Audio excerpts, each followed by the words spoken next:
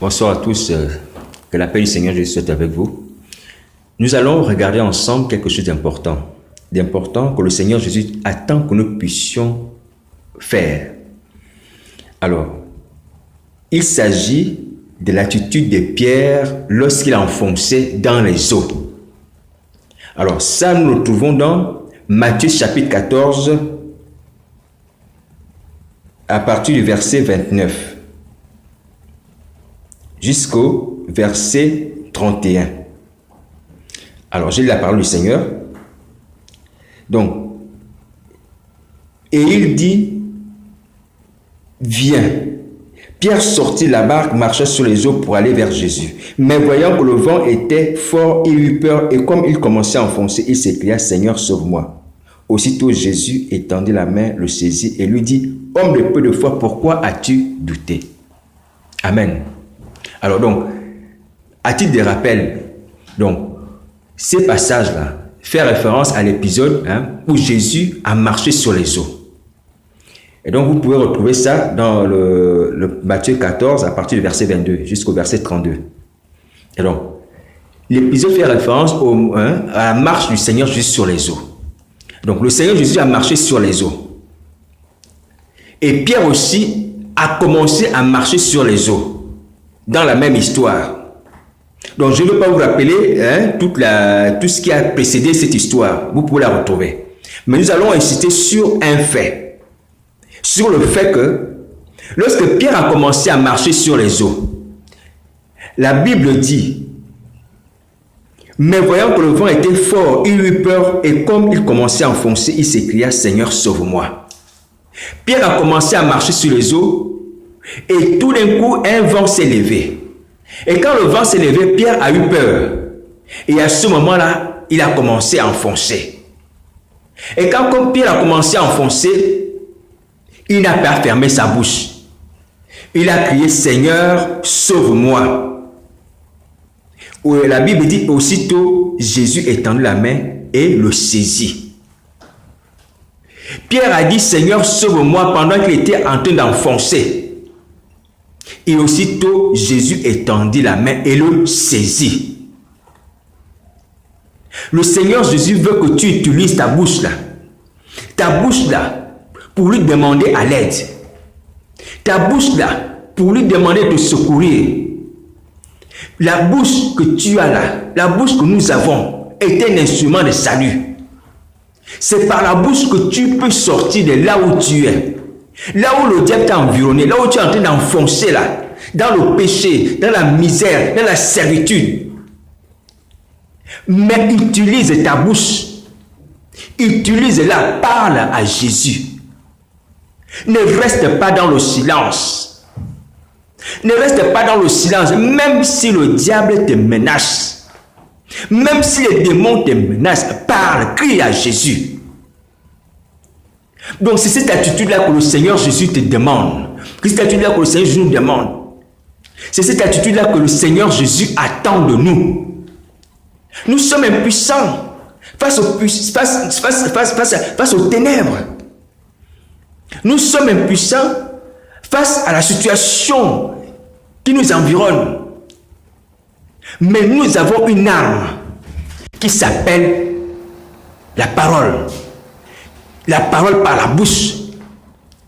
Donc, si tu invoques le nom de Jésus, là où tu es là, ta misère va finir. Ta servitude va finir.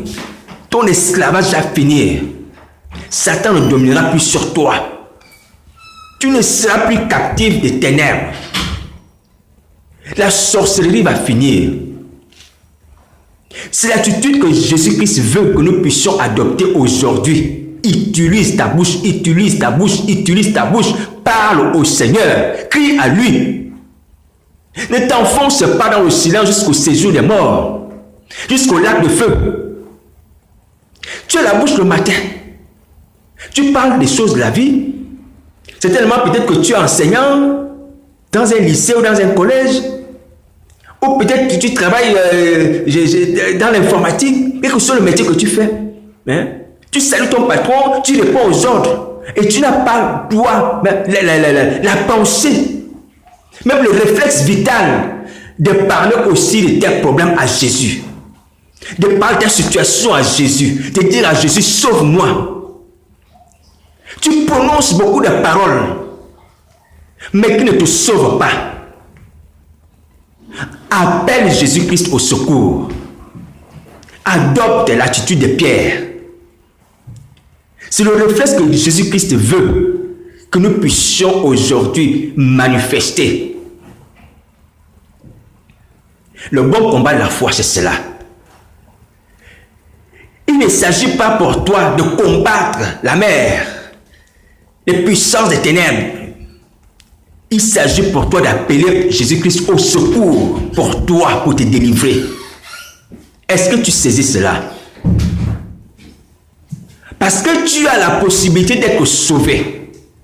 Tu as la possibilité d'être sauvé parce que Dieu t'a donné une bouche et Dieu t'a donné la parole. Et Dieu t'a donné les promesses. Il a dit, invoque-moi au jour de la détresse et je te répondrai. Et la Bible dit encore, quiconque invoquera au nom du Seigneur sera sauvé. Pourquoi tu n'utilises pas ta bouche là pour parler à Jésus? Pourquoi tu n'utilises pas ça? Regarde Pierre. Pierre était environné, il était en train de sombrer. Il était en train d'être noyé. Même s'il avait commencé à marcher, mais il a refusé de mourir. Il a refusé de mourir dans le silence.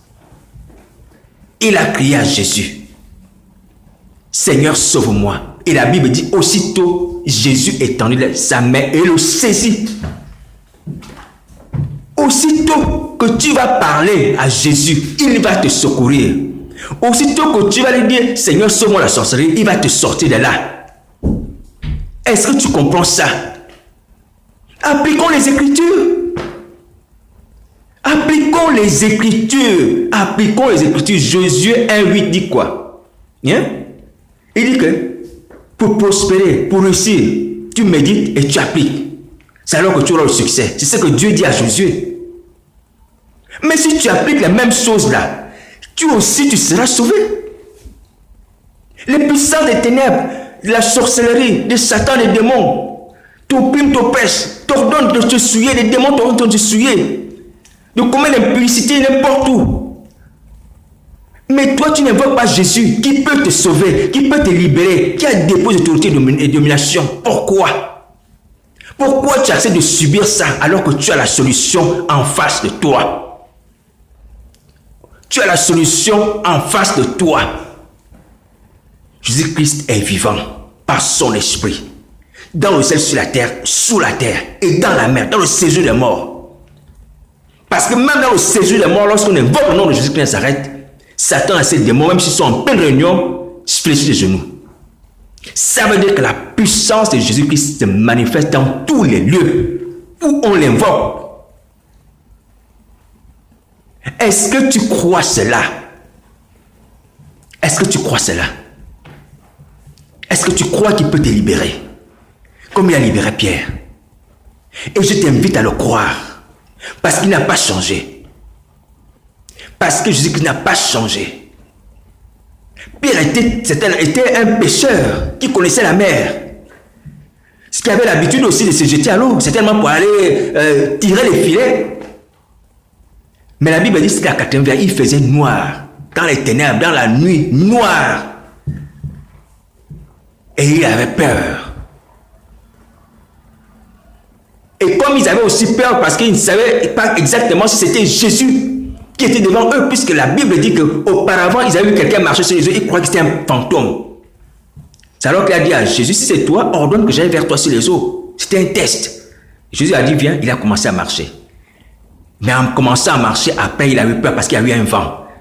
Un vent inspiré par Satan.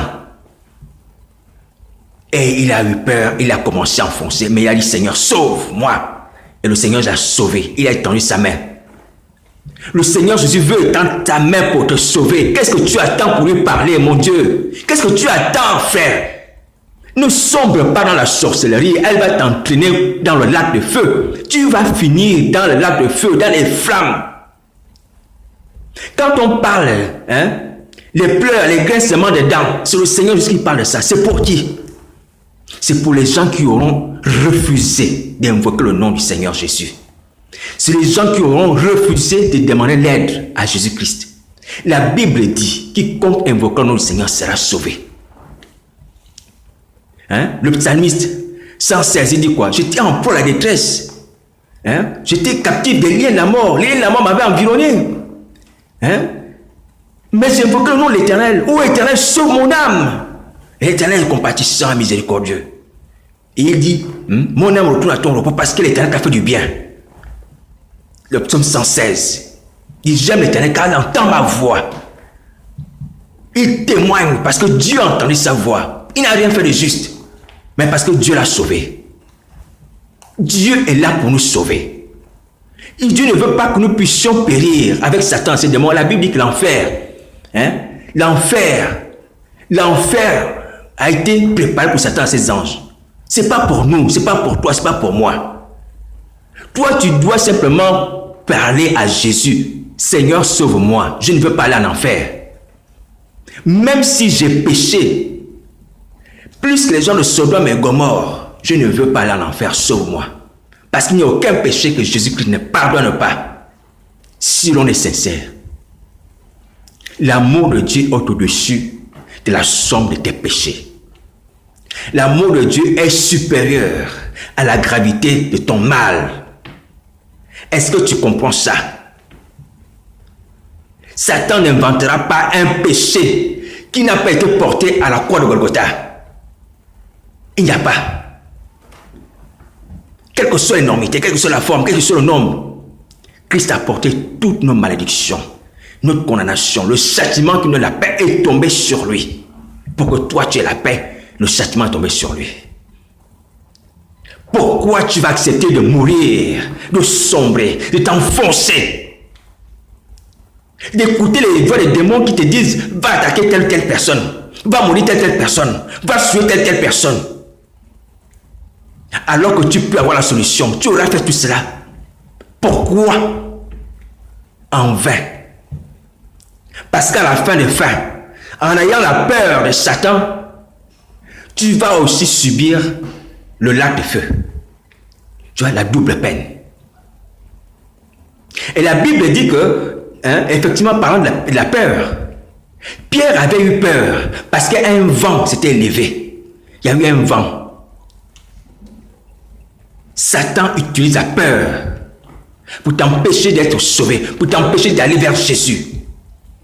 C'est vrai que le chemin vers Jésus, comme l'épisode vient de nous démontrer, peut être un chemin périlleux. Périlleux, ça veut dire que plein d'obstacles, plein de blocages, d'opposition. Mais toi, tu dois persévérer dans ton cri. Tu dois crier fort. Tu dois crier plus fort que la peur. Voilà pourquoi Bartimée, lorsqu'on a voulu le faire taire, il a crié plus fort que la foule qui était entre Jésus et lui, qui faisait obstacle. Si tu fais ça, tu vas être sauvé.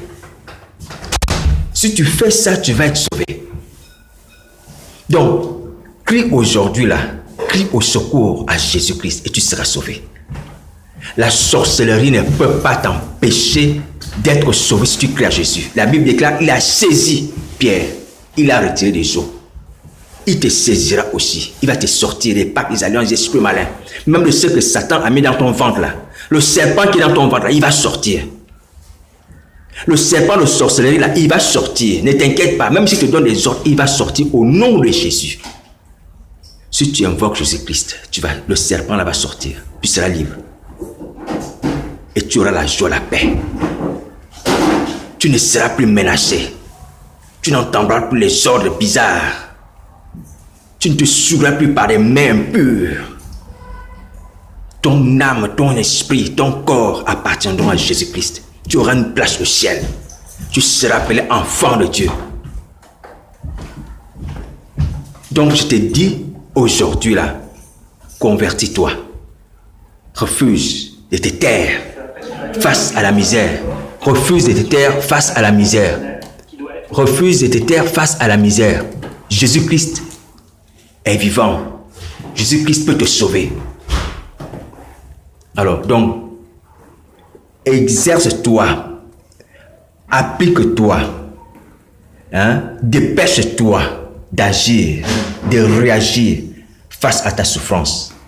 Donc ouvre ta bouche. La bouche est ton instrument de salut. Tu parles, tu manges, tu fais tout ce qui est possible avec ta bouche. Mais invoque aussi Jésus-Christ au travers de ta bouche et tu seras sauvé. Satan est vaincu par la puissance de la croix de Jésus. Donc c'est le message que le Seigneur Jésus avait pour nous aujourd'hui. Invoquons-le, utilisons notre bouche. Ne nous taisons pas. Que Dieu nous bénisse. Amen.